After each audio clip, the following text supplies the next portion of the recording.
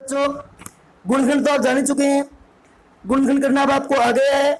चलिए अब हम कुछ गुणनखंड का और अभ्यास करते हैं और देखते हैं गुणनखंड कैसे बनते हैं। 18 के गुणनखंड लिखेंगे जल्दी जल्दी हम। आप लिख भी सकते हैं, आप कर भी सकते हैं। मैंने बताया था आपको गुणनखंड एक विभाजक होता है। गुणनखंड क्या होता है आपका? एक विभाजक होता है। जो दी गई संख्या को पूरा पूरा भाग कर दे वह उसका गुणनखंड कहलाता है। जो दी गई संख्या को, देखो चलो हम परिभाषा कर लेते हैं गुणनखंड की आज। गुणनखंड जो संख्या दी गई संख्या को पूरा पूरा भाग कर दे। क्या करते बच्चों? पूरा पूरा भाग कर दे, करे, वह उसकी गुणनखंड कहलाती है। जैसे आपने देखा कि संख्या 18 को तीन तीन तीन छिके 18, तीन पूरा पूरा भाग कर देता है, तो तीन इसका गुणनखंड है। मैंने आपको यह भी बता चुका हूं कि आपको कि एक प्रत्येक संख्या गुणनखंड है, क्योंकि एक से सभी संख्याएं भाग होती है। अगर 18 को हम एक से भाग करें तो एक एकम एक, जीरो उतार लिया 8, एक अट्ठे 8, तो वही 18 आ गया। यानी कि 1 गुणा 18 का इसका एक फैक्टर बनेगा। 18 के गुणनखंड देखते हैं सीधा ही। अब हम सीधा ही गुणा के माध्यम से बढ़ाएंगे। अब तो आप समझ ही गए होंगे कि विभाजन विधि से 18 के गुणनखंड सीधा ही लिख रहा हूं मैं आपको, करने खुदा आपने। कितना आ गया? एक तो एक आ गया, एक तो सब में आएगा। फिर आगे देखो क्या 2 आएगा बच्चों? विभाजक विधि से करें, 18 को 2 से भाग करें, 2 में 18, तो ये पूरा पूरा भाग होगा, शेष कुछ भी नहीं बचा। अगर इसकी हम आयत बनाएं तो 2 2 2 2 की 9 बनेंगी हमारे पास, ठीक है ना। तो 2 में 18, तो 2 गुणा 9 भी होता है, तो 2 इसका एक गुणनखंड है। क्या 3 है? इसको 3 से भाग करके देख सकते हैं आप।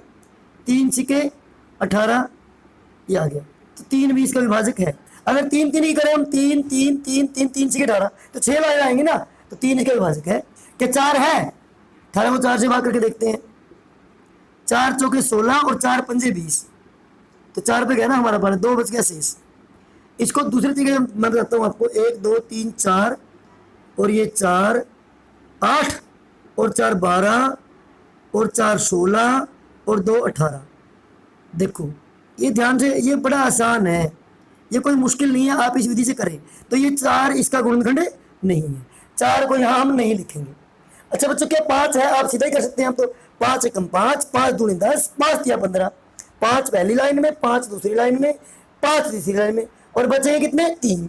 तो आयत नहीं बनेगी, तो 5 इसका गुणनखंड नहीं है। क्या 6 है? सोचो, पहली लाइन में 6, दूसरी में 6, 6 और 6 12 और 6 18, तो देखो 3 लाइन बनेंगी ना। 6 एकम 6, 6 दूनी 12 और 6 तिया 18, तो 6 6 की 3 लाइन बनेगी, तो 6 इसका गुणनखंड है।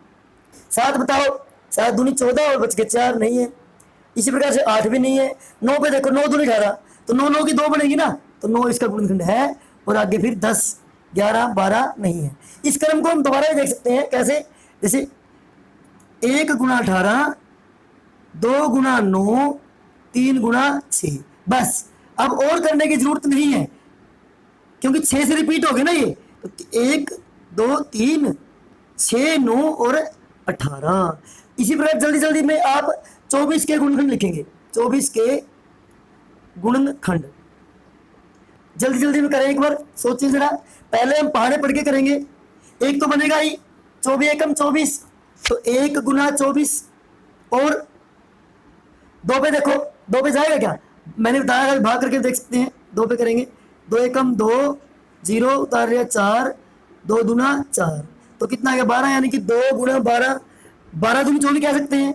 3 अठे 24, 4 छिके 24, और 5 के बारे में आता है क्या? 5 पंजे 25 होते हैं, तो 5 5 के अगर हम बनाने लगे तो ये 5 5 10, 5 15, 5 20 और 4 बचेंगे, तो 5 का वाला नहीं बनेगा, तो फिर 6 से बनेगा। 6 6 12, 6 18, 6 24, तो यहाँ से रिपीट होने लगेंगे। तो आपको और मेहनत करने की जरूरत नहीं है, सीधा ही आ गया हमारा 24 के गुणनखंड। कितने आ गए बच्चों? 1 2 3 4 6 8 12 और 24, यहाँ लिखेंगे 1 2 3 4 6 8 12 और 24, ये आ गए 24 के गुणनखंड। अब हम ये समझ में आ गया इतना तो आपको। अब हम 18 और 24 के सांझे गुणनखंड करेंगे। 18 और 24 के सांझे गुणनखंड। सांझे का मतलब क्या होता है?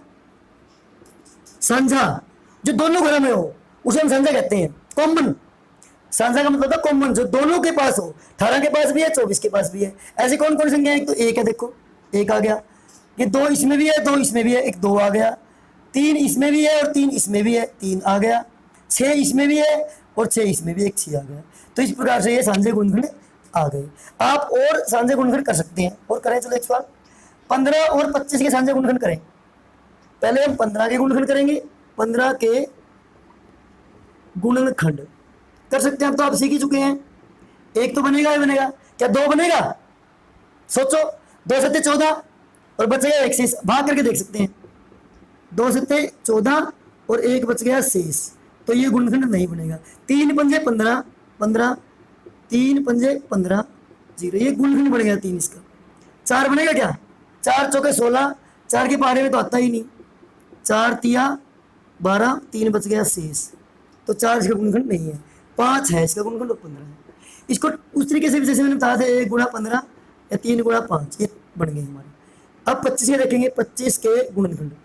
25 के सोचो आप, 25 से कम 25, 2 के पहाड़े में आता ही नहीं। 3 के पहाड़े में 3 8 24 नहीं आता।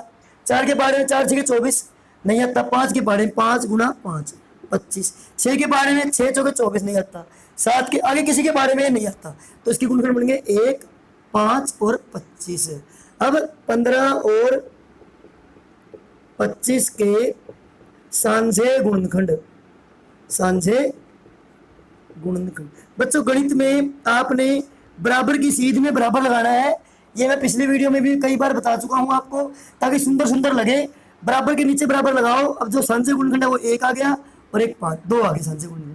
इसी प्रकार से आप अपने गणित की पुस्तक गणित का जादू में से सवाल करते रहिएगा और मेरी वीडियो को पूरा देखते रहिएगा। गणित आपको बिल्कुल आसान लगेगा और गणित में आपको बड़ा मजा आएगा और मेरी बात समझ में आएगी। 2 के गुणनखंड करें, 2 के 1 के करें। 1 का तो केवल 1 आया, 2 के 1 और 2 आए। 3 के गुणनखंड 1 और 3 आए। 4 के 1 2 और 4 आए थे। 5 के 1 और 5 आया। 6 के 1 2 3 और 6 आए। 7 के 1 और 7 आया। करके देख सकते हैं ना बच्चों, ये गुणनखंड करने अब आपको आए गए हैं। 8 के 1 2 4 और 8 आए। 9 के करें आप, 1 3 और 9 आए। 10 के 1 2 5 और 10 आएंगे। अब यहां पर मैं एक बात आपको बताना चाहता हूं, जिन संख्याओं के 2 गुणनखंड हैं, इसके देखो 2 हैं, इसके भी 2 हैं, इसके भी 2 हैं, इसको भी 2 हैं। इन 4 संख्याओं के केवल 2 गुणनखंड हैं। कितने गुणनखंड है? 2, जबकि इनके 3 4 इनके ज्यादा है, 2 से ज्यादा है ना। जिन संख्याओं के हमारे पास 2 गुणनखंड होते हैं, कितने गुणनखंड होते हैं? 2, उनको हम अभाज्य संख्या कहते हैं। अभाज्य संख्या यानी कि इंग्लिश में कहते हैं प्राइम नंबर। Prime number. और जिनके 2 से ज्यादा होते हैं, कौन सी होती है अभाज्य संख्या? Only 2 factor. जिस संख्या के केवल 2 फैक्टर आए, 2 गुणनखंड बने, यानी कि 2 तरीके से हम आयत बना सकते हैं। और बाकी सभी क्या है? जिनके 2 से ज्यादा बनते हैं वो भाज्य है, यानी कि कंपोजिट। Composite number. अब बच्चों देखो, 1 का तो केवल 1 बनता है, तो 1 क्या है? 1 को न तो हम भाज्य कहेंगे और न अभाज्य कहेंगे। 1 दोनों में से किसी में नहीं आएगा। 1 ना भाज्य है और ना ही अभाज्य है। 1 अलग होती है। तो अभाज्य कौन कौन सी होगी हमारी? अभाज्य कौन कौन सी प्राइम नंबर अभाज्य संख्याएं? अभाज्य होगी हमारी 2 3 5 और 7। इसके बाद कौन सी आएगी आप लिख सकते हैं। इसके बाद 11, देखो 11 के भी अगर हम वेक्टर करें तो 1 और 11 आएंगे, तो 11 आएगी। 11 के बाद 13 आएगी। फिर क्या 15 आएगी? 15 के फैक्टर बनाए अगर हम 1 3 5 15, 3 और 5 और 15, 15 नहीं आएगी, तो उसके बाद 17 आएगी। इस प्रकार से आपके अभाज्य फैक्टर होते हैं। चलो हम झटपट एक गुणनखंड फैक्टर और देखते हैं, ट्री। एक तरीके से हम और गुणनखंड बनाते हैं। 12 के गुणनखंड बनाने हैं आपने 2 तरीकों से, ट्री के माध्यम से। देखो 6 गुणा 2 12, 6 के आगे कर सकते हैं 2 गुणा 3। तो इस प्रकार से 12 के गुणनखंड बन गए आपके 2 गुणा 3 गुणा 2। ये अभाज्य गुणनखंड बन गए। सबसे छोटे गुणनखंड 2 और 3 या 5 में बनाने हैं। इस तरह से 12 के दूसरी तरीके से बना सकते हैं हम। 4 गुणा 3 12 होते हैं ना, तो 4 के आगे 2 गुणा 2, ये ट्री बन गया हमारा। इस विधि से बनेंगे 2 गुणा 3। अब ट्री के माध्यम से भी आप गुणनखंड बना सकते हैं। चलो जल्दी जल्दी 18 करते हैं इस तरीके से। ये प्राइम वेक्टर है। कौन से वेक्टर है ये? प्राइम वेक्टर हमारे। प्राइम वेक्टर भी आपने बनाने हैं। 18 के देखते हैं 2 तरीकों से। 18 के गुणनखंड बनाने हैं अपने 2 तरीकों से। एक तरीका आपकी बुक में दिया हुआ है 9 गुणा 2। अब 9 के आगे बढ़ाएंगे 3 गुणा 3। एक अन्य तरीका मैं बताता हूं आपको। 18 के 6 गुणा 3 भी तो 18 होते हैं ना बच्चों। 6 के आगे फिर करेंगे हम 2 और 3। ये प्राइम नंबर में आएंगे हमारे। जो हमारे अभाज्य संख्याएं हैं अंत में जो आएंगी वो अभाज्य संख्याएं आएंगी। चाहे आप तरीका कोई भी अपना लीजिए, आएंगे क्या? 18 के अभाज्य गुणनखंड, अभाज्य बनेंगे, ध्यान रखना आपने, अभाज्य गुणनखंड। इसमें रिपीट भी हो सकते हैं 3 गुणा 3 गुणा 2। इस विधि में भी 2 गुणा 3 गुणा 3, यानी कि 2 3 और 1 2 आया। यहाँ पर भी भैया किसी भी तरीके से बना लीजिए आप, उत्तर हमारा सेम आएगा।